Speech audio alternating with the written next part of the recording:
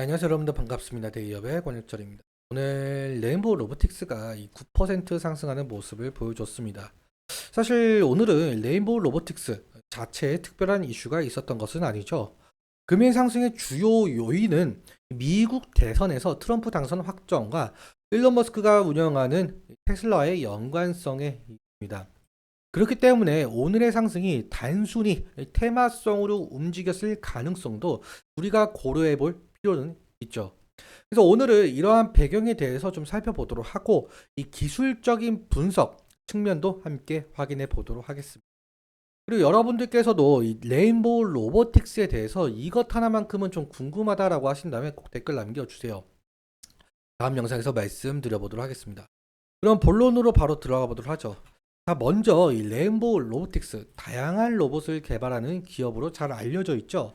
협동 로봇뿐만 아니라 이족 보행 로봇과 사족 보행 로봇, 그리고 뭐 초정밀 지향 마운팅 시스템 등등등 이 다양한 종류의 로봇을 제작을 하고 있는데요.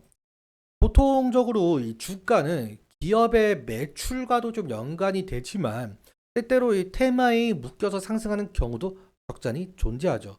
앞서 말씀드렸다시피 레인보우 로보틱스는 이러한 로봇 사업을 하고 있기 때문에 로봇 산업 테마군에 속해 있는 기업으로 오늘도 이와 같은 테마성 상승이 나타난 것으로 좀 사료가 되고 있습니다. 그럼 이슈 하나하나 좀 살펴보자면 어제 아시다시피 세계적으로 큰 관심을 모은 미국 대선이 있었죠. 해리스를 가뿐히 누르면서 트럼프가 미국 대통령에 당선이 되었습니다. 트럼프 당선으로 인해 이 로봇 산업이 상당한 영향을 좀 끼칠 가능성이 높아 보이고 있는데요. 그 이유 좀 살펴보도록 할 텐데 이 뉴스가 좀 잘 정리가 되어 있어서 제가 가지고 왔습니다. 함께 보도록 할게요.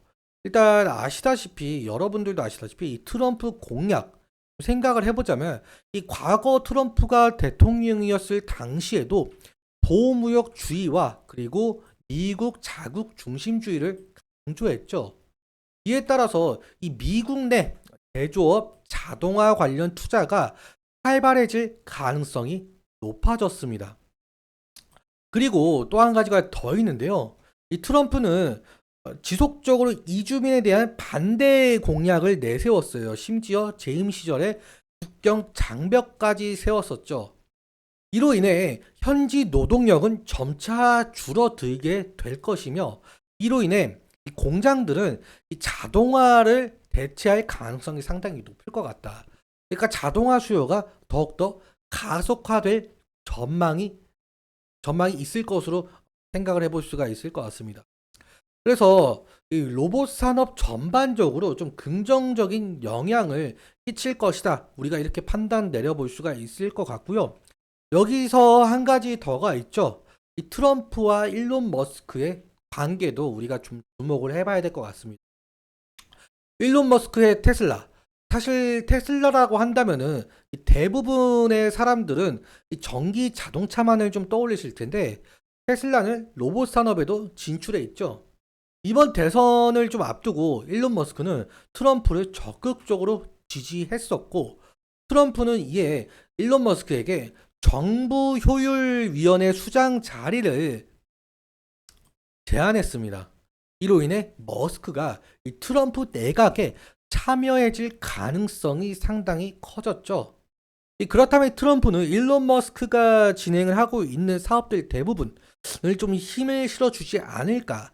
그리고 우리가 로봇 사업 관련해서도 있으니까요. 그러니까 이러한 추측들을 우리가 한번 해볼 수가 있을 것 같습니다. 따라서 이 트럼프가 일론 머스크의 다양한 사업에 힘을 실어주면서 이와 같은 이슈로 인해 이 로봇 산업 테마가 좀 부각이 되면서 이번에 그 레인보우 로보틱스의 주가가 좀 상승으로 나타났다. 이렇게 판단을 내려볼 수가 있을 것 같습니다. 다만 이 테마성 상승이기 때문에 이 변동성에 유의할 필요가 있겠는데 이 차트 보면서 이어서 보도록 하겠습니다. 자, 오늘 레인보우 로보틱스 9.33% 상승한 모습을 우리가 볼 수가 있겠는데요. 일단적으로 지금 현재 이 480일 이평선이라는 저항 구간을 돌파를 해주지 못했어요. 과거에도 이 구간이 좀 저항 구간대였던 걸로 좀 판단이 되고 있는데요. 여기 이 구간과 그리고 좀 더 넓게 보자면 또 이 구간이요. 과거에는 지지 라인이기도 했었고 현재는 가가 그보다 낮으니까 이 저항 라인이 될 가능성이 상당히 높겠죠. 오늘 결국엔 이 구간을 좀 돌파를 해주지 못하고 윗꼬리가 달린 모습을 우리가 확인해 볼 수가 있어요. 그렇기 때문에 내일이나 뭐 다음 주나 향후 이 구간대를 강한 거래 대금을 통해서 돌파를 해주는 흐름이 한 차례, 한두 차례 좀 나와 주어야 된다.